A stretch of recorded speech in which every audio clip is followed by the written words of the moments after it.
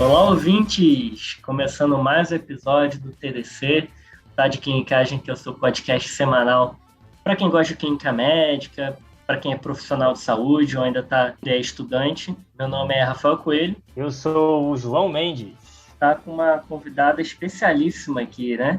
O Brasil clama por essa participação no nosso podcast, né, Rafa? É quase trending topics no Twitter. O pessoal tá pedindo. Exato, até que enfim chegou esse momento. Estamos aqui com a doutora Nathalie Santana. E aí, Nathalie, se apresenta aí pro pessoal. Olá, gente. Sergipe, né? Fazendo aí o trending topics no Twitter. Queria agradecer aqui o convite. É uma honra estar com vocês.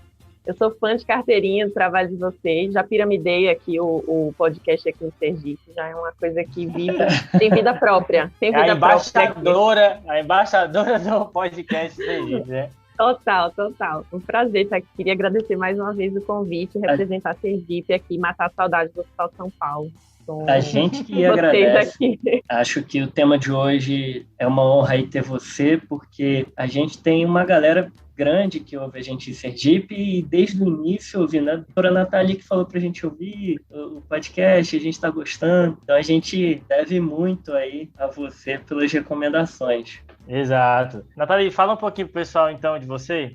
Bom, gente, meu nome é Nathalie Santana, sou endocrinologista. Eu fiz clínica lá no Hospital São Paulo, lá da Unifesp, e eu sempre falo que foi lá que eu me tornei médica, assim, onde aprendi mesmo as clinicagens todas. E eu fiz endócrino lá no HC, na USP, e fiz o doutorado na área de câncer de tireoide. E atualmente eu voltei para a minha cidade natal, que é Aracaju, né? E eu sou professora hoje da UNIT, da Universidade Tiradentes, professora também já substituta na UF. E apesar de ser médica, assim, uma grande paixão é a docência, assim. Então, ver esse podcast tão didático, tão legal, é muito bom, assim, fico sempre muito empolgada vendo os episódios. Massa! Prazerzão ter você aqui com a gente, Nathalie. Rafa, então a gente está aqui hoje com a Nathalie para falar um pouco sobre hipotiroidismo, né? Era o tema que eu falei que era o tema que não podia faltar um especialista. A gente vai falar um pouquinho sobre exames e a clínica no hipotireoidismo, depois tratamento no hipotireoidismo. Beleza. E, por fim, hipotireoidismo subclínico. Esse daí... Aí é a polêmica, né? Aí é a polêmica grande. É isso aí, a gente vai dividir esse episódio em 3 partes. Já vamos para a primeira, então, né? Eu acho que já... fazendo uma ressalva aqui, né, que o mundo do hipotiroidismo, né, existe um subgrupo de pacientes que tem umas recomendações bem peculiares, acho importante o ouvinte saber disso, que são as pacientes grávidas ou que têm desejo de engravidar, né. Existe uma série de recomendações específicas para essas pacientes e outras que não se aplicam a elas, né, Nathalie? Isso, então o que a gente vai falar vai ser primordialmente para pacientes não gestantes, porque tireoide e gestação é um mundo à parte. Como clínicos, a gente vai se deparar também com as pacientes que desejam engravidar, acabaram de descobrir, a gente vai falar um pouquinho sobre isso, mas lembrem que os valores que a gente vai falar de referência e tudo mais não se aplicam à gestante. Show. Maravilha. E aí um pouco de causas, né? Eu acho que todo mundo conhece a tireoidite de Hashimoto, essa é de longe a principal causa. Essa doença, né, ela é associada ao anticorpo, anti-TPO. E eu, na minha inocência, achava que para dar esse diagnóstico precisava do anti-TPO positivo. Mas a história não é bem assim, né? Então, apesar do Hashimoto ser a causa mais comum, se a gente tiver já um paciente que tem outras doenças autoimunes ou tem um ultrassom já que seja sugestivo de tireoidite, de Hashimoto, aquele parente mais hipoecogênico, com traves fibrosas, não seria obrigatório a dosagem do anti-TPO, não. Ok. Acho que se você não tiver muito diagnóstico concorrente, né, a inferência do diagnóstico de Hashimoto pode ser feito com razoável grau de confiabilidade, não é isso? Exatamente. Como ele é disparado a principal causa do hipotireoidismo primário, se você não tem nenhuma droga causando, o paciente não fez radioterapia, né, na região cervical, você consegue ter essa hipótese sem precisar do anti-TPOs, por exemplo, se eu estiver num cenário que é difícil pedir esse exame que é mais caro. E aí eu aproveito, para completar que o anti-TPO não precisa ser repetido, tá? Gastar dinheiro à toa, né? Gastar dinheiro à toa, vamos economizar e pedir um anti-TPO só uma vez. A gente pode pedir também anti-tireoglobulina, positivo com a menor frequência, na verdade, do que o anti-TPO, mas uma vez positivo, você só guarda essa informação, o paciente tem Hashimoto, tem uma doença autoimune, não precisa repetir, e não importa se o valor está 200, 300, maior que 1.000, não encanem com o valor do anti-TPO, tá? Ah, beleza. Então, folha espelho de anti-TPO não precisa, né? Não mesmo. Só um quadradinho. Esse negócio de valor de anticorpo é um troço que o paciente valoriza tanto, né? E pra gente, a maior parte das vezes, né? O próprio anticorpo aí pra Covid, que vivem coletando e não significa nada pra gente, né? O valor aí é polêmico, absoluto. Verdade. Aí outras causas, né? Radiação, como a própria Nathalie falou, né? Fora os acidentes nucleares, mas... Fora Chernobyl, né? Exato, que também tem relatos de casos, né? Mas lembrado de radiações por conta de câncer, né? Linfoma, câncer de mama, até cabeça e pescoço. Agora, eu acho que uma coisa que precisa ser dita e que às vezes passa batido é a relação de algumas drogas com o hipotireoidismo. E aqui a gente escolheu mencionar 3 para o nosso ouvinte. A amiodarona, lítio e os novos inibidores de checkpoint, né, badalados em tratamento que revolucionou a oncologia, né? A amiodarona é famoso, está no nome, né? Iodarona. O lítio eu acho que o pessoal esquece mais do que a amiodarona, não sei qual é a impressão de vocês. Agora, os inibidores de checkpoint é uma clinicagem nova aí nessas causas, né? Os inibidores de checkpoint que entram aí no diagnóstico diferencial hoje em dia de diversas doenças autoimunes. Então, não é só a tireoide, até a endócrina deve ver isso até em outras situações, né? Tipo, insuficiência adrenal. Essas imunoterapias, a repercussão endócrina delas é enorme. Já tem até relato de DM1 até que foi induzido por essas drogas. Em geral, é um efeito colateral, no caso do hipotireoidismo, né, que é por uma tireoidite causada pela droga. Os oncologistas, em geral, eles estão bem espertos para esse efeito colateral, eles geralmente conseguem pegar quando isso acontece, mas eu tive um paciente que fez o hipotireoidismo e é engraçado, assim, que é interessante, na verdade, que a destruição é muito rápida. Ele, assim, em menos de um mês, o T4 livre dele estava muito baixo, estava 0,2, assim, quase indetectável. O TSH, coitado, não tinha dado tempo nem dele subir ainda. E o T4 livre já estava no pé. Então, na verdade, o oncologista ficou na dúvida se era um hipocentral e por isso me mandou. Mas não era um hipocentral, era porque destruiu tão rápido que o T4 livre deu um mergulho, assim, foi para quase indetectável. O TSH, coitado, ali 2, 3, nem tinha subido ainda, então a destruição é massiva. Isso, para o nosso ouvinte que não conhece as drogas, alguns nomes só para saber, que é o ipilimumab, o nivolumab, são essas drogas que entram no tratamento de muitos cânceres, inclusive metastáticos, né? Então, só para você saber, inibidores de checkpoint, então, ipilimumab, nivolumab, entra nesse contexto. E uma clinicagem aqui, que a própria Nathalie já adiantou, é que eu posso ter um hipotireoidismo primário, mas eu também posso ter hipotireoidismo secundário, porque essas drogas tanto fazem tireoidite como hipofisite também, né? Então, aqui é uma clinicagem aí malandra nessa causa. Agora, entrando em quadro clínico, né? Eu acho que aquela figurinha do Néter, né, de hipotireoidismo, que todo mundo tem na cabeça, pele seca, sonolência, intolerância ao frio, fadiga. Eu acho que esse não é o dia a dia tanto do consultório, né? Nem sempre você vai ter um paciente num extremo que vem com tantos sintomas tão recheado que você olha para ele e já diz que o TSH está alto, né? Acho que o dia a dia é feito de quadros muito mais enganosos, né, Nathalie? Sim, e é bem difícil a gente encontrar esse quadro clínico hoje em dia, mas a gente também tem que lembrar que o hipotireoidismo acabou também virando, às vezes, um bode expiatório, né? Em algumas situações, qualquer sintoma mais inespecífico, a gente acha, isso é da tireoide, a pobre da tireoide, coitada, leva a culpa de tudo, mas às vezes aquela astenia, enfim, algum distúrbio do sono, né? Algum transtorno do humor, e não é da tireoide, né? Então, esses sintomas inespecíficos, a gente tem que ter muito cuidado. A tireoide ficou marcada aí no imaginário popular, né? O jogador de futebol já falou, né? Que tava gordinho por causa da tireoide.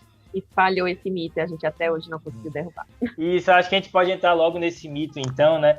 Que é essa relação de obesidade e hipotireoidismo, né? Acho que isso é uma dúvida para muitas pessoas, né? Até que ponto uma alteração da função tireoidiana pode justificar o IMC mais elevado? E aqui parece que o consenso popular não está na direção correta, né? E essa é uma dúvida tanto dos pacientes quanto dos próprios médicos, muitas vezes, né? E o próprio paciente já chega, doutora, minha tireoide é daqui engorda ou daqui emagrece? Né? Então, assim, é um conhecimento assim, que é difícil de tirar. Mas, na verdade, o hipotireoidismo, se for aquele, como da figura do Néter que você falou, aquele classicão, hipotireoidismo franco, ele realmente vai ganhar peso, mas é um ganho de peso mais por edema, aquele edema duro, né, do hipotireoidismo, que vai levar um ganho aí de 2, 3 quilos. Depois do tratamento, ele vai melhorar, né, esse edema vai regredir. Então, na verdade, é um mito, né, que o hipotireoidismo é causa de obesidade. Isso não acontece. Às vezes, a própria obesidade, isso é outra clinicagem interessante, a própria obesidade, às vezes, altera um pouquinho o TSH, para um nível subclínico, e depois da bariátrica, a gente tem estudo, teve um até do HC que ele normaliza sozinho. Então, é aquela coisa, né? Quem veio primeiro, o ovo ou a galinha? A gente quer colocar a culpa no hipotireoidismo, quando na verdade foi a obesidade que deu aquela alteradinha no TSH, e depois ele voltou sozinho. Então, pessoal, hipotireoidismo não é causa de obesidade, tá? Boa. Eu acho que esse é um argumento muito forte, né? O seu TSH pode subir só porque o seu MC está alto, e baixando de MC, o TSH baixa junto, sem dar hormônio, sem repor.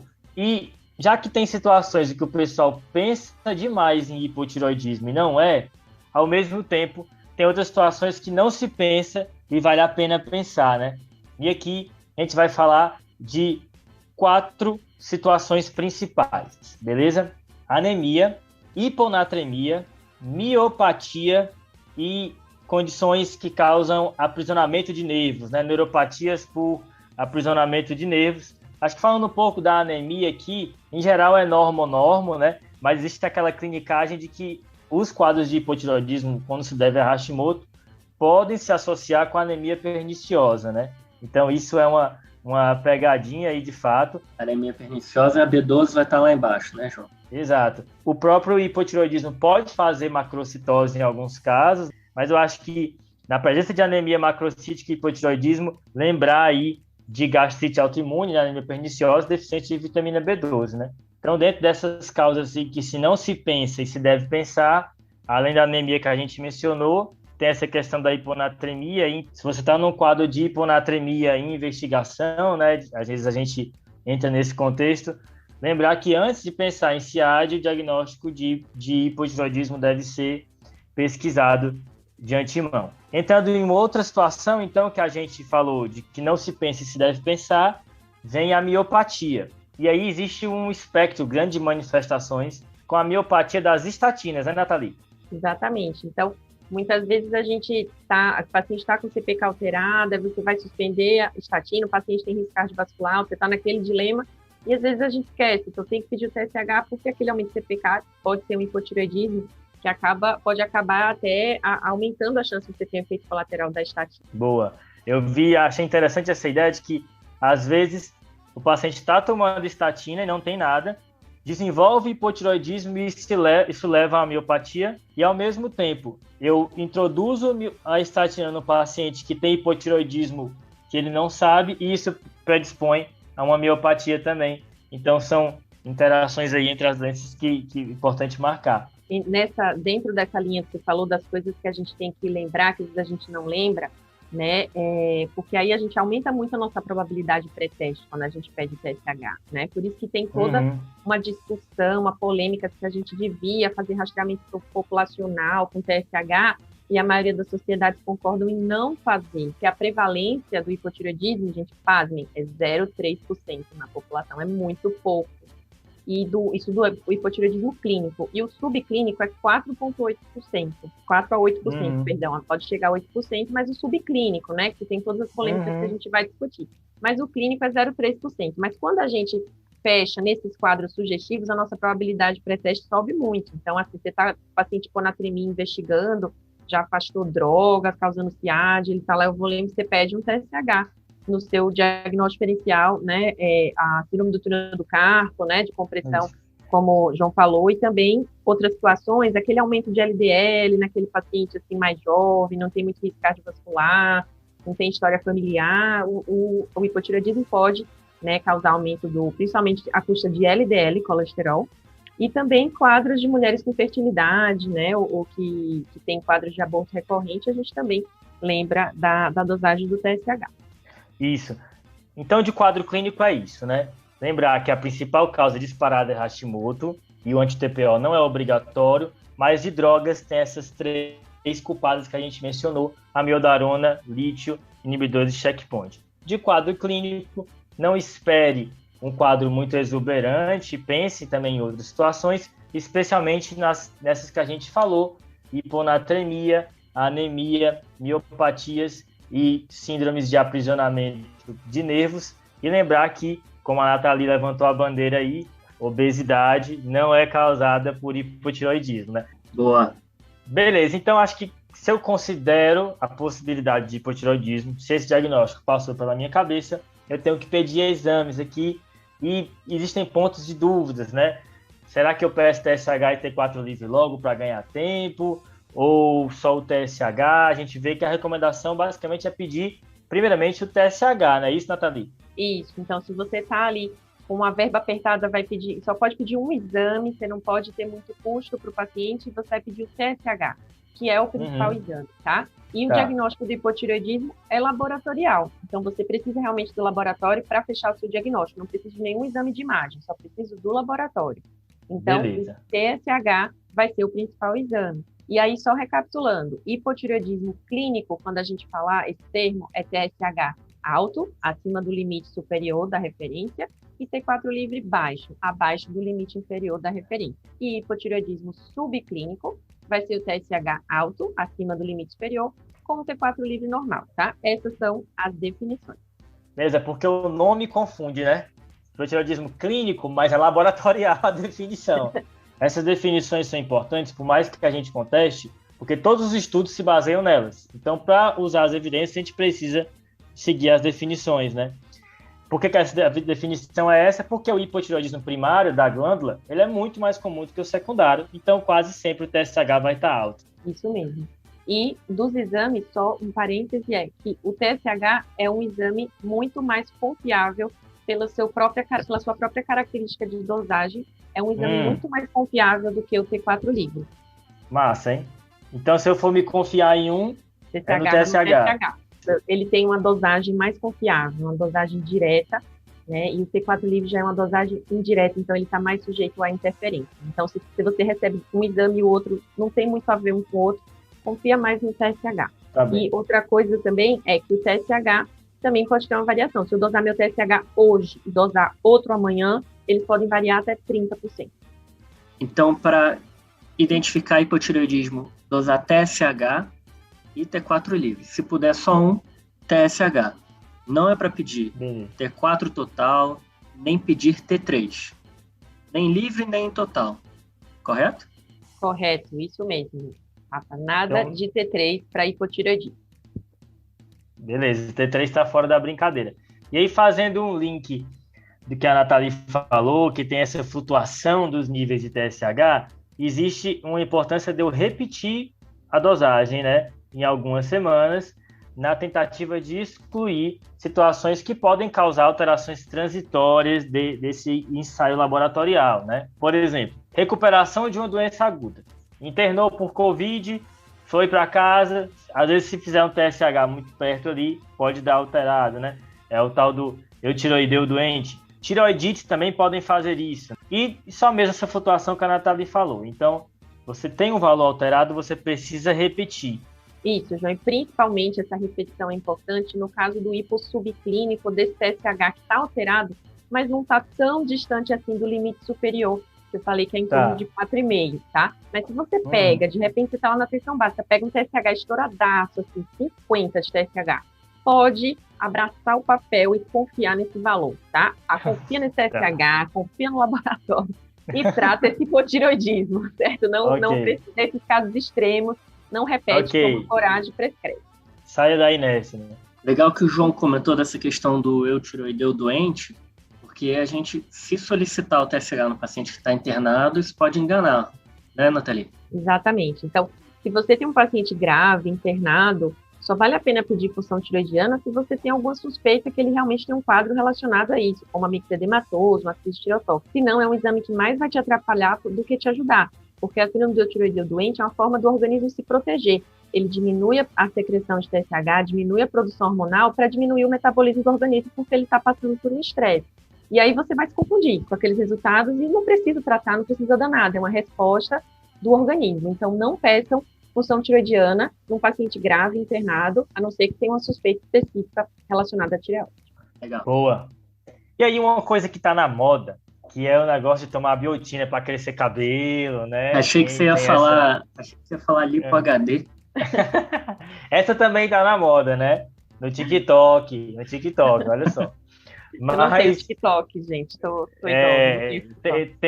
tem que limitar as redes sociais, senão você não consegue viver, né? Mas uma coisa da moda é a biotina, né? O pessoal toma biotina e tudo mais, e ela interfere com alguns ensaios laboratoriais. A gente já mencionou isso no TDC anteriormente. E altera também o TSH e o T4 livre. Ele faz um TSH falsamente baixo e um T4 livre falsamente alto. Então é importante tomar cuidado com isso. Isso, e aí, assim, a gente pode sempre esclarecer o paciente que a biotina em si não vai prejudicar a tireoide dele. É uma questão puramente laboratorial do ensaio e a gente só pede para ele suspender 3 dias antes da coleta, depois ele pode voltar a tomar. Então, beleza. Resumindo o laboratório, suspeitei de hipotireoidismo, pedi o TSH, que é o exame mais confiável e acurado nesse contexto. Uma vez alterado, devo complementar com o T4 livre e, se puder, repetir o TSH. Lembrando que se estiver muito alto, já posso considerar tratar a partir desse momento. Se esses exames vierem normais com anti-TPO alterado, não precisa se emocionar, né? Isso não quer dizer muita coisa para você se sua função tireoidiana está boa. E tomar cuidado com a biotina, que pode alterar, suspender 3 dias antes. Isso. Quais que são as dicas para economizar? Assim, eu estou trazendo várias dicas de economia aqui nesse podcast sobre hipotireoidismo. E aí, 2 dicas muito importantes. Não gastem dinheiro pedindo T3 no hipotireoidismo, tá? Porque ele não agrega em nada ao seu diagnóstico, nem ao seu tratamento. Nem gastem dinheiro repetindo anti-TPO e anti-tireoglobulina, tá? Não importa se subiu, se desceu o título, só importa pra gente se é positivo ou negativo, porque anti-TPO e anti-tireoglobulina só servem para saber etiologia. De resto, eles não vão importar em nada pra gente, tá? Boa! Natalia, a Nath Finanças da Medicina, né? É verdade. Mas beleza, então. A gente desconfiou, pediu o exame, viu o que era, e agora tá na hora de tratar, né? E aqui tem clinicagem, hein, meu amigo? Agora a gente vai ter que tratar o paciente. E aí, qual que vai ser o objetivo da nossa terapia? Vai ser a gente melhorar os sintomas dele e normalizar o TSH. Esses vão ser os 2 principais objetivos. Como que a gente faz isso? O remédio que a gente vai prescrever é a famosa levotiroxina, que é o T4 em forma de comprimido. Digo comprimido porque aqui no Brasil a gente só tem a formulação de comprimido, né, doutora Nathalie? E lá nos Estados Unidos e em outros lugares tem outras formas, não tem? Tem. No Brasil, a gente só tem a formulação realmente em comprimido da levotiroxina, não temos venoso, né, para o caso de hipomamia edematoso, mas outros países têm a levotiroxina na formulação líquida ou em gel, que tem uma absorção melhor e não tem tantos interferentes, mas a gente não tem ainda no Brasil esse tipo de apresentação. Não tem um caramelo de levotiroxina, porque eu já vi caramelo de vitamina D, tá? Eu já vi essa covardia do caramelo de vitamina D. Eu acho que a Anvisa não ia liberar com medo de ter uma epidemia aí de tiração. Exato. É como como a vitamina D não faz quase nada, né? Aí pode. Brincadeira. Que aí eu tô ofendendo os endócrinos. Cutucou a endócrina. Eu tô ofendendo os geriatras também, que vivem passando. Né? Brincadeira. A gente vai pegar o paciente, fazer o diagnóstico de hipotireoidismo, prescrever a levotiroxina. E aí, como começar? A dose inicial para pacientes jovens, e já vou explicar por quê, ela pode ser a dose-alvo já de cara. É mais ou menos isso que as referências falam, vai em torno ali de 1 a 2 microgramas por quilo. Algumas referências indicam que, em média, ali em torno de 1,5, 1,6. Beleza, Rafa. Então, peraí, essa informação é importante. Porque vamos fazer essa conta aqui. Imagina que fosse você tomando, tá? Você pesa quanto, mais ou menos? 70 quilos de puro músculo. Massa magra só. Então. Beleza. Então, vamos fazer essa conta aí, ó. 70... Vamos fazer com 1,6? Vamos abrir a calculadora aqui. 70 vezes 1,6... 112. 112 microgramas. Olha aí, ó. 112. Então, aquele pessoal que toma 25 ali, isso aí tá bem distante desse valor, né? Tá distante. Quais situações que a gente inicia numa dose mais baixa? E aí é uma preocupação assim, bem antiga da literatura, de que a gente tem que tomar cuidado nesses casos até subir para uma dose-alvo em algumas semanas. São idosos e pacientes com doença coronariana. Esses pacientes, as referências indicam iniciar 25, 50 microgramas dia. É isso mesmo, Nathalie? Isso. Essa é sempre uma dúvida na prática que eu percebo que gera um receio de começar o tratamento. Mas uma coisa fácil do tratamento da levotiroxina é que a gente só tem uma droga, a levotiroxina, a gente não tem tanta escolha, a gente só tem que aprender a manejá-la. E não é tão difícil quanto parece. Então, nesse exemplo, se a gente estava lá na UBS, recebe o paciente jovem, homem, sem comorbidade, que traz os exames e vem um TSH super estourado ali, 40, 50, e um T4 livre bem baixinho, 0,2, 0,3. Você não precisa repetir, está na cara ali o diagnóstico, você vai perguntar, ele tem sintomas, você faz a continha, 1,6 vezes o peso. Exemplo, 70 quilos vai dar 112. Para nossa sorte, existe um comprimido de 112, mas se tivesse dado 114, a gente arredondava para 112. Tem que ter um comprimido daquela dose, porque uma clinicagem importante é não mandem quebrar o comprimido de levotiroxina, porque a dose... sério? Não quebra. Meu mundo caiu. Evita quebrar, porque vejam, a dose é micrograma, aqueles farelos ali vão fazer falta. Farelinho caíram ali quando você quebrou, caiu uns microgramas ali que você não sabe quanto foi. A farofa de levotiroxina. A farofa vai fazer falta, então você evita quebrar. Então você arredonda para uma dose, né, que já existe, ou se for, por exemplo, pegar na UBS, se você quer passar 75, ele pega uns 50, uns 25, beleza, mas quebrar a gente evita. Então, a gente fez a conta, deu 112, o que a gente faz? Receitinha ali, levotiroxina 112, um comprimido em jejum, 40 minutos.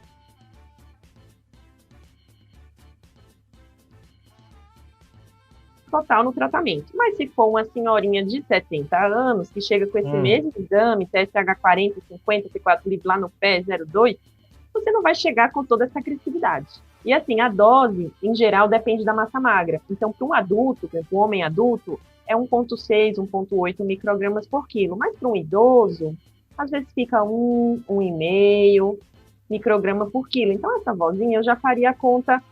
Se ela for assim, aquela vozinha mais sarcopênica, com baixa massa magra, eu já faria a conta 1,2 vezes o peso.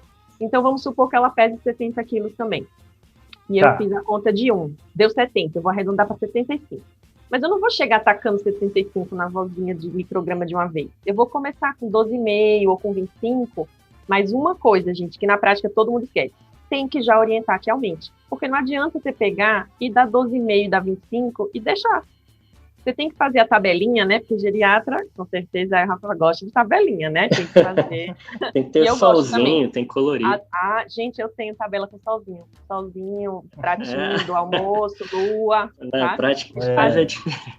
O estado da geriatria me marcou. Aí a gente faz lá. Uma semana ou 15 dias tomando 25, depois essa hora aumenta para 50, até chegar em 75. Você pode aumentar semana a semana, ou de 15 em 15 dias. E quando chegar na dose que você quer, aí você fala, dona fulana, 4 a 6 semanas depois que chegar nessa dose legal aqui, você faz os exames. Então, a gente tem que chegar na dose que a gente calculou, só que a gente chega devagarzinho, tá? Tá bem. E legal que você comentou sobre a massa magra, eu dei o meu exemplo de 70 quilos de massa de puro músculo. Vocês podem ficar surpresos, mas eu não tenho 70 quilos de puro músculo, tá, João? Tá certo. Eu dei esse exemplo. Desconfiei. Eu dei esse exemplo só para a gente lembrar isso, que a dose média alvo da levotiroxina se correlaciona melhor com a massa magra do que o peso total. Então, na prática, o que significa? Tem esse exemplo da senhora com baixa massa magra, né, que a Nathalie citou, mas também pode ser um paciente obeso que você vai acabar dando uma dose muito acima do que ele precisa se você calcular pelo peso total dele. Então tem que tomar cuidado com isso. Boa. Isso, bem lembrado. Um ponto importante, gente, é que isso que eu comentei é para o cálculo inicial. Depois a gente vai com o TSH ajustando. Eu tive um caso que eu fiquei encucado, Nathalie, talvez você possa me ajudar. Eu tinha uma paciente que tinha hipotireoidismo, veio tomando a mesma dose que ela usava antes, mas ela fez uma bariátrica e tinha perdido 30, 40 quilos. E ela estava em franco hipertireoidismo, com a mesma dose. O que você acha que pode ter acontecido? Rafa, essa questão do peso ideal é realmente quando a gente vai começar o tratamento e fazer o cálculo. Mas na prática a gente vê muito isso. As variações do peso do paciente levam à necessidade de ajuste da dose. Então, o paciente que ganha muito peso, a gente vai ter que acabar aumentando a dose, e assim também com a perda de peso. E aí a bariátrica acaba sendo um bom exemplo, porque a gente realmente tem que diminuir a dose, porque o paciente vai ter uma perda de peso importante. Legal. Você comentou, Nathalie, que a gente vai prescrever esse remédio em jejum. Por que a gente perde tempo explicando isso para os pacientes e o que a gente tem que perder tempo na orientação de como usar o remédio? A gente tem que ressaltar para o paciente, desde a primeira vez que a gente prescreve a levotiroxina, algumas observações. A orientação padrão é que ele tome em jejum, uns 40 minutos antes do café. A gente tem que pedir que ele não troque a marca, se for possível, da medicação. Mas teve um estudo brasileiro chocante também, que mostrou que mais de 80% dos pacientes no ambulatório de hipotireoidismo não tinham uma boa adesão. Então, isso é chocante mesmo. Assim, a primeira vez também que eu vi, eu fiquei, caramba, mais de 80%, gente. Então, a gente tem que fazer essa água mole pedra dura, tanto bate até, né? Tem que fazer. Eu acho importante falar também para o paciente que não é que nem dipirona, né? Porque às vezes a pessoa pensa que ela vai tomar aqui, vai, pronto, agora acabou o meu hipotireoidismo aqui. E não é assim, né? É aos poucos e tudo mais, né? Exatamente. Então é importante a gente ver essa questão do jejum. A levotiroxina é um remédio que o paciente vai tomar o resto da vida, a princípio. Então, quando a gente prescreve, a gente vai mudar a rotina do paciente por anos. E aí, na tentativa, talvez, de adaptar a outras situações, tem alguns estudos que tentam ver outros horários de administração. Tem um estudo recente, de 2018, que avaliou 3 regimes. Antes do café da manhã, antes da refeição principal e na hora de dormir. E nesse trabalho especificamente, eles não viram diferença entre os valores de TSH e T4. Mas o que é o pulo do gato aqui, né? Antes do café da manhã, era meia hora antes em jejum. Na principal refeição, era 1 hora antes da principal refeição. E na hora de dormir, o paciente tinha que aguardar 2 horas depois de comer para tomar. Então, a ideia, na verdade, é a mesma. O estômago tem que estar vazio para ter uma boa absorção. E aí, uma coisa importante a ser levada em consideração é, será que esse paciente não está tomando outros remédios juntos? Quais são os horários dos outros remédios? E o que ele toma naquela refeição que talvez possa interferir? E aí eu vou destacar aqui 3 coisas que interferem muito com a absorção. Carbonato de cálcio. Se o paciente toma no almoço sempre o cálcio antes, aí talvez essa ideia de tomar antes do almoço não seja uma boa. Então tem que sempre individualizar os casos. E lembrar que leite tem cálcio, e aí o leite vai ser uma substância que vai interferir bastante. A segunda coisa é o sulfato ferroso, tem uma interferência considerável com o suplemento de ferro, que atrapalha a absorção também. E terceiro, os inibidores de bomba de próton, então omeprazol, lansoprazol, esses remédios atrapalham muito a absorção. E na prática, a gente vê muito essa questão do inibidor de bomba de próton. Então, eu tenho vários pacientes que o TSH estava desajustado, estava ali 8 até 9, e aí quando você conversa direito com ele está tomando junto do inibidor. Aí você só pede para separar e o TSH vai lindamente para o intervalo de normalidade, sem você mexer na dose. Então, a gente tem que repassar com o paciente que toma levotiroxina, que ele está tomando em jejum, que ele está esperando para tomar café, se ele não está tomando junto nenhuma medicação, todos esses pontos que o Rafa falou, em especial a questão do inibidor de bomba de próton. E outra medicação que a gente vê muito na prática, os pacientes que tomam também é bisfosfonato, que também tem que ser tomado em jejum.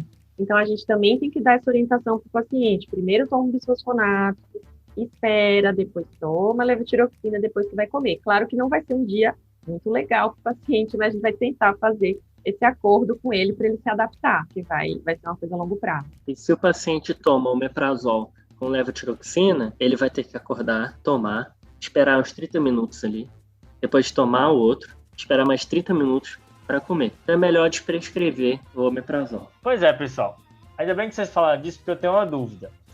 Eu não posso, para a comodidade do paciente, para ele não precisar acordar mais cedo, sei lá, enfim, fazer uma dose diferente de levotiroxina para poder ser num horário que seja melhor para ele? Então, João, essa dúvida é muito boa e muito recorrente. A gente vai tentar o ideal, que é o que a gente falou até agora, né? O que está lá no consenso, mas a gente sabe que às vezes é melhor feito do que perfeito. Então, se o paciente não consegue aderir, a gente fala, tá bom, então toma com café e vamos ver se TSH como é. E muitas vezes, para nossa surpresa, não precisa ajustar. Tem até um estudo brasileiro, só que é um estudo pequeno, que fez junto com a alimentação e não teve uma diferença expressiva do TSH. Então, a gente pode ser um pouco mais maleável, às vezes. A situação que eu não sou muito maleável é se for câncer de tireoide, porque aí as metas de TSH são muito bem definidas, a gente tem metas bem apertadinhas. Aí eu, assim, tento fazer com que o paciente tenha essa adesão ao ideal.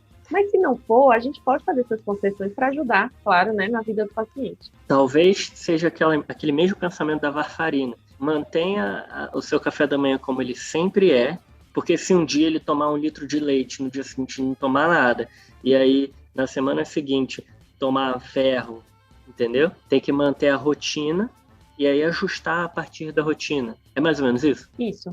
Eu acho que é uma saída, na verdade, para vários pacientes. E também tem outras saídas, parecido com o estudo que você mencionou, Rafa. Tem pacientes que não conseguem tomar de manhã de jeito nenhum, mas para eles à tarde é melhor, e eles tomam 2 horas depois do almoço. Oh, não, legal, se fica bom para você, o seu estômago já vai estar vazio, toma. Tem gente que toma antes de dormir, então eu tenho pacientes que para eles é melhor, então você tenta conversar com o paciente, né? Porque é ruim de manhã para você, tem algum outro horário melhor? E você tenta casar com o horário que o estômago dele talvez não esteja tão cheio. É possível também. Outro remédio que a gente tem que ficar ligado no ajuste da dose é o estrogênio. Quando a mulher estiver usando o estrogênio, talvez a gente tenha que dar uma dose maior de levotiroxina. É isso, Nathalie? Como a doença de tireoide é muito mais comum em mulheres, isso é uma situação que pode ocorrer, e ficar atento, porque o anticoncepcional oral, principalmente o fetinil estradiol, ele faz o fígado aumentar a produção das proteínas ligadoras, todas elas, inclusive a TBG. Isso pode acabar diminuindo, né, o T4 livre, porque vai ter mais T4 ligado à proteína ligadora, e aí você pode precisar aumentar a dose, mas isso não acontece sempre, é só algo a ficar atento naquela mulher que faz reposição e começa o uso do anticoncepcional oral combinado. Essa é boa. Boa. E mesmo naquele paciente que a gente tentou de tudo, já conversou bastante, e ele não adere. A meia-vida é de 7 dias, como você falou da levotiroxina. Dá para prescrever a dose toda, uma vez por semana, Nathalie? Essa eu acho que é uma das maiores surpresas para quem ouviu o podcast. Eu também fiquei surpresa a primeira vez que vi. Parece que é aquela coisa, nossa, gambiarra total, mas não é, gente.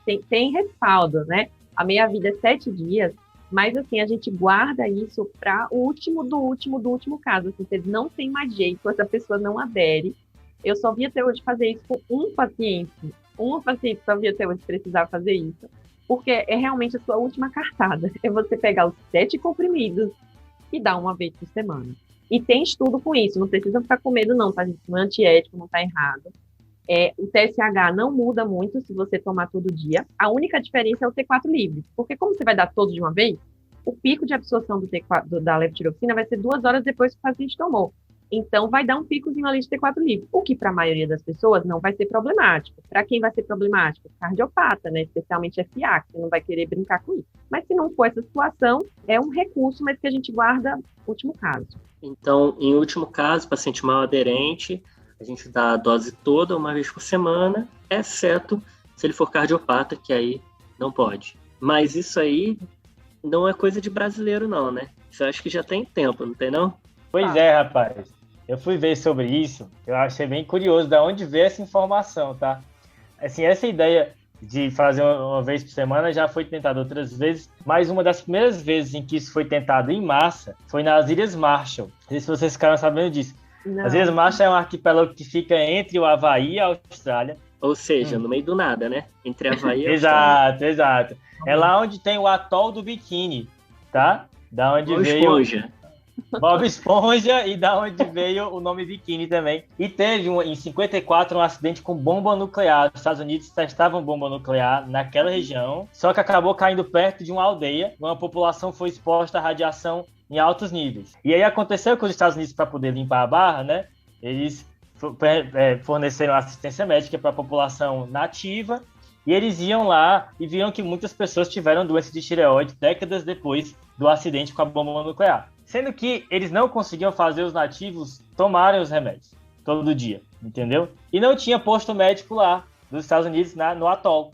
E aí eles iam uma vez por semana, rapaz, então vamos tentar dar todos os comprimidos de uma vez para ver se melhora a função tireoidiana deles. Essa foi uma das primeiras vezes que isso foi aplicado. Caramba, não sabia. João é cultura aí, gostei. Eu ouvi essa informação no mesmo local que o Rafa ouviu. Eu vi isso num podcast um podcast americano, então basicamente tudo começou ali na fenda do biquíni. Na fenda do Bob biquíni, Esponja. Do Bob Esponja. Inclusive o Bob Esponja é uma esponja que fala, e tem uma estrela do mar que fala também por causa disso. Porque era a região que tinha muita bomba atômica de teste, e aí os caras que fizeram o desenho pensaram, vou fazer umas doideiras aqui. Rapaz, seu conhecimento de Bob Esponja ele é muito profundo, hein? Gente, eu não me preparei para falar sobre esse tema. E aí, como que eu faço a titulação, Nathalie? O paciente chegou, comecei a dose, que eu pensava que era certa, vou repetir em quanto tempo TSH e depois como que eu ajusto a dose? Então, voltando para aquele exemplo que a gente deu, né, do paciente, que a gente começou com 112 microgramas, que a gente fez o cálculo pelo peso dele. A gente vai pedir para esse paciente dosar TSH e T4 livre depois de 4 a 8 semanas de ter começado essa dose que a gente calculou. Se for um idoso, a gente pede para fazer essa coleta de 4 a 8 semanas depois de ter atingido a dose que a gente calculou após aquele escalonamento inicial. E depois dessas 4 a 8 semanas, aí nós vamos ver se esse TSH ainda estiver acima do limite superior do método, né, ou em geral 4,5, limite superior, nós vamos fazer um aumento da dose. De quanto a gente faz esse aumento? Não existe uma regra, é um aumento empírico, tá? Mas depende do quão alto está esse TSH. Se o TSH ainda vier 20, faz incrementos maiores, né? Você vai aumentar em 25 a dose, aumenta em 37,5, aí até 50, depende do quão alto está esse TSH. Se de repente esse TSH veio ali na trave, 6, aí você vai fazer todo aquele checklist. Tá tomando jejum, omeprazol, aí você vê, tá tudo ok? Aumenta um tiquinho só essa dose. O que é um tiquinho só? 50 centavos. 50 centavos de levotiroxina. Isso aí. A gente dá uma aumentadinha leve. E aí, de novo, 4 a 8 semanas. Depois que eu coloquei, beleza, peguei o TSH, tá na meta. Maravilha. O que eu faço? Eu volto em 6 meses a 1 ano com uma nova função tireoidiana. Certo? A não ser que haja alguma mudança no quadro dele, a gente vê antes. E qual que seria a meta que a gente quer ali, o TSH? A princípio, a meta é deixar o TSH dentro da normalidade, que seria em torno de 0,5 a 4,5. Mas, se for um paciente jovem, né, a gente tenta deixar esse TSH em torno de 1,4, 1,5 a 2, porque nos estudos que avaliaram populações normais, saudáveis, sem nada de doença de tireoide, esse era o TSH dessas pessoas jovens e sem nenhuma comorbidade. Então, a gente até tenta deixar para pessoas jovens e sem comorbidade o TSH no limite inferior. E quanto mais idoso o paciente, mais a gente permite que esse TSH fique lá no limite superior. Então, é mais uma questão de pegar o estudo observacional, ver qual que é o TSH normal naquela idade e tentar colocar nessa faixa. Não tem nenhum estudo assim que vai comparar, vou pegar um paciente jovem e deixar em 4,5 ou 1,5. É mais uma tentativa de adaptar as evidências que a gente tem, que são observacionais. Isso mesmo. Então, a princípio, manter dentro do intervalo normal. E se for mais jovem e saudável, metade inferior do limite da normalidade. Beleza. E lá, no começo dessa parte de tratamento, Nathalie, você falou que a marca tinha que ser a mesma. Isso é importante em que sentido? Então, é importante, porque, como eu falei, a dose em micrograma, a dose muito pequenininha. E os recipientes do comprimido, eles mudam de uma marca para outra. Então, é importante que o paciente fique na mesma marca, porque 100 microgramas da marca X é absorvido diferente de 100 microgramas da marca Y, a gente não tem como saber. Então, não é para torcer o nariz quando falar que é para ficar na mesma marca, porque isso é pelo bem do paciente, não pela marca em si, né? Não é propaganda. Pode ser, inclusive, o genérico, não tem problema. Então, vamos resumir o tratamento, pessoal. A gente vai fazer levotiroxina no paciente com hipotireoidismo para melhorar sintomas e colocar o TSH dentro do alvo. Qual que vai ser a dose? Vai ser em torno de 1 a 2 microgramas por quilo. Tomar cuidado ali no paciente muito obeso para não começar uma dose muito alta, mas também saber que o paciente, quando emagrece muito ou engorda muito, talvez precise de um ajuste de dose. Lembrando que no idoso, paciente com doença coronariana, a gente começa mais devagar, 25, 50 microgramas, e vai gradativamente aumentando. E o remédio tem que ser tomado com o estômago vazio para melhorar a absorção, cuidado com coisas que interferem na absorção. Inibidor de bomba de próton, ferro, carbonato de cálcio, leite. A gente precisa deixar sempre a mesma marca para não ficar alterando a biodisponibilidade, que isso varia entre comprimidos. E no paciente com uma adesão, esse esquema de fazer 7 dias em um só é uma opção. Dá a dose uma vez por semana, a dose da semana toda. A gente monitora o TSH. Se o TSH estiver alto, a gente vai aumentar a dose. Se estiver baixo, a gente diminui a dose. E a gente segue esse TSH entre 6 a 8 semanas entre os ajustes das doses. Se a gente atingir uma dose de manutenção, a gente vai repetir esse exame mais ou menos uma vez por ano. Certinho, Nathalie? Tem alguma clinicagem pra gente? Ótimo resumo, Rafa. Tem 3 clinicagens. Uma coisa super legal na prática é explicar para o paciente. Se ele por acaso esquecer, esqueci de tomar, e agora já é de tarde, de noite, toma, não deixa de tomar.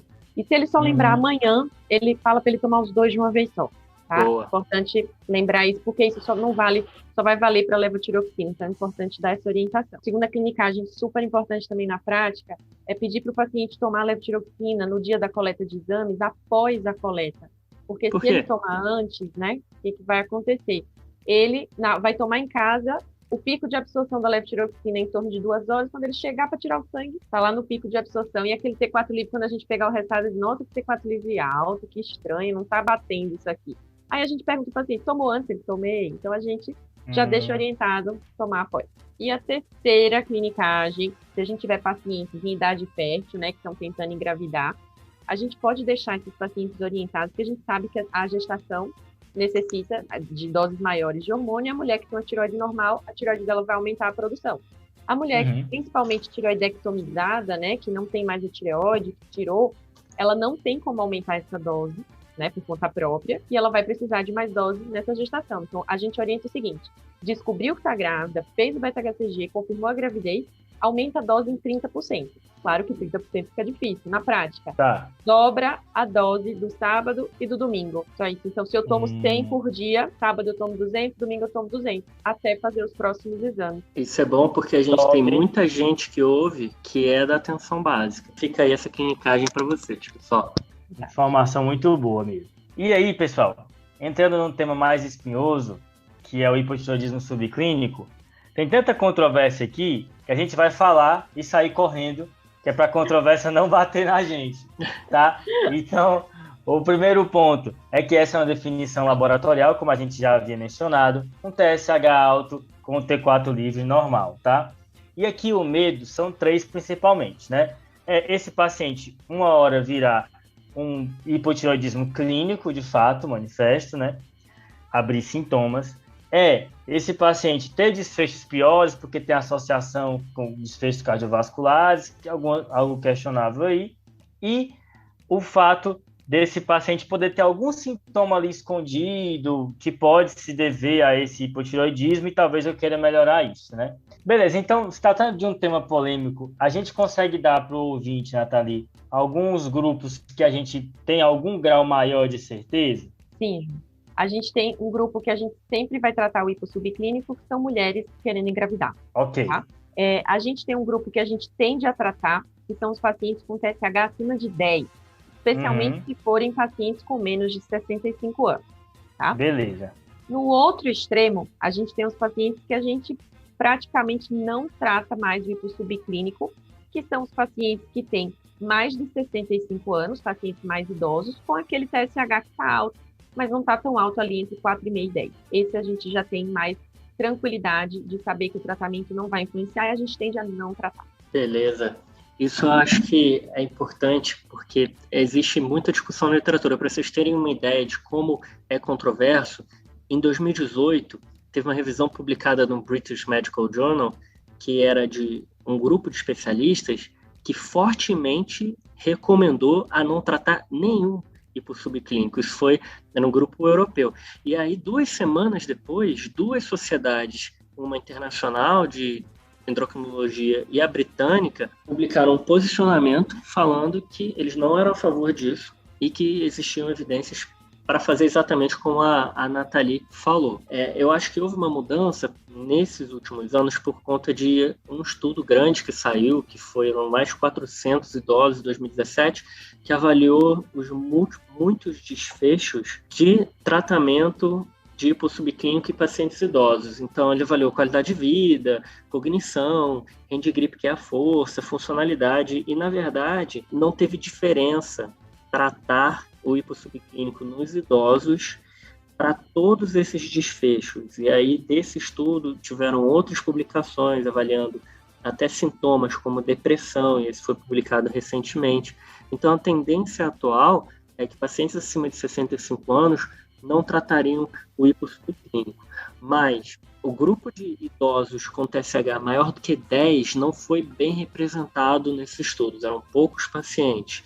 Então, como a Nathalie falou, a certeza é maior entre pacientes com TSH de 4,5 a 10, que é um TSH que não é tão alterado e que são idosos. Esses daí não vale a pena tratar o subclínico. E TSH maior do que 10, a tendência talvez seja não tratar, mas ainda faltam estudos. E por que a gente trata os jovens com hipossubclínico, Nathalie? Então, a gente trata pensando em melhorar os sintomas, se a gente tiver a suposição que aqueles sintomas, mesmo leves, podem ser decorrentes do hipotireoidismo, e também existe uma preocupação do hipotireoidismo subclínico aumentar o risco cardiovascular. Então, naquele paciente mais jovem, mas que tenha muitos fatores de risco cardiovascular, também tem essa preocupação que o hipotireoidismo possa se somar. E só complementando ao que você comentou dos idosos, também tem os estudos que mostraram que idosos com TSH naturalmente mais alto, aquele subclínico ali do TSH de 8, né, 7, que naturalmente é assim, esses idosos tinham, na verdade, melhores indicadores, foi uma surpresa.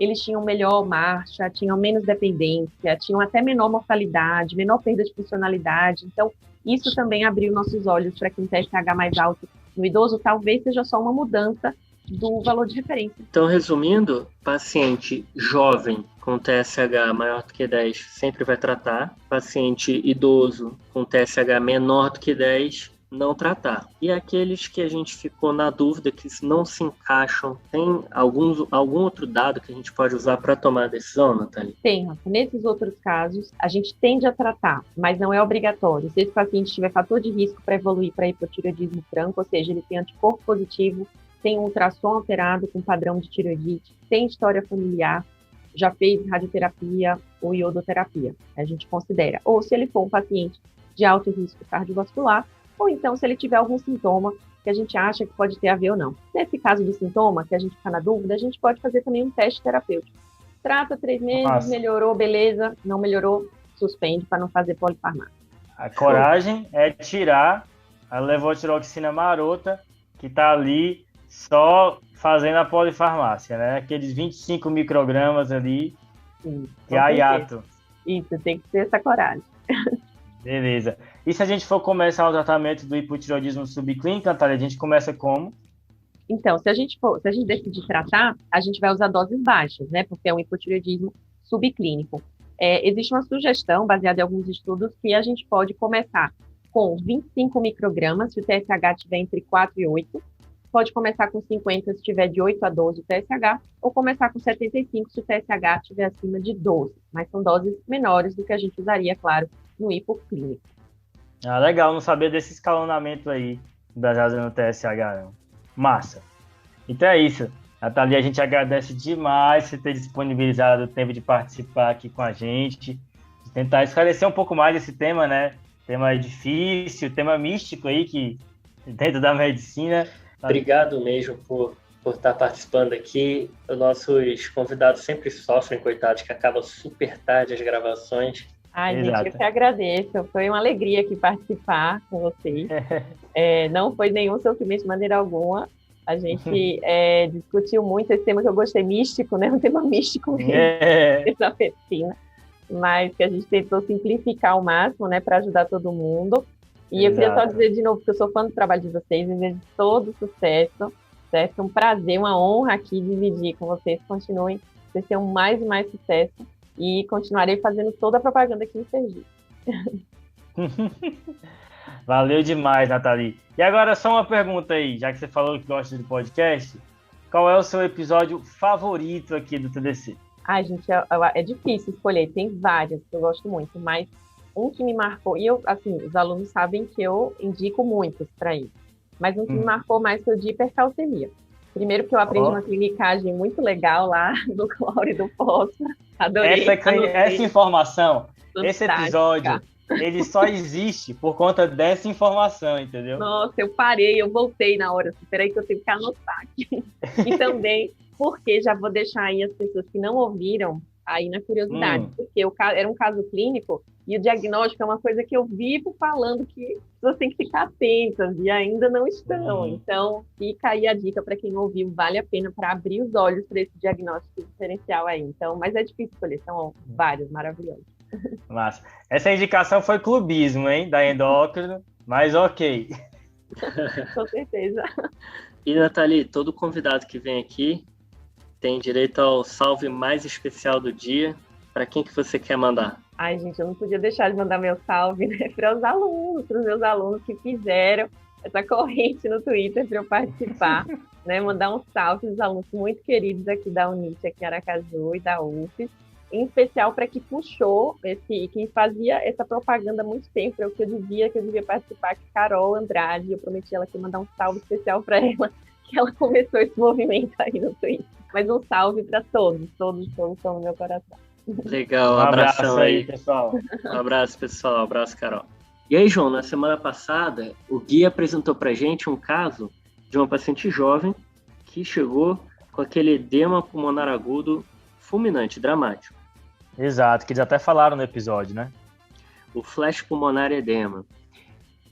Essa paciente foi pro CAT, porque ela tinha um supra de ST, e o CAT veio livre e a pergunta do desafio era: o que causou isso? E a resposta é a síndrome de Takotsubo. Isso, aquela cardiomiopatia por estresse, né? A síndrome do coração partido. Exatamente. Quem acertou foi o João Cláudio Urbano, nosso ouvinte aí das antigas. Sim, é sempre ele, né?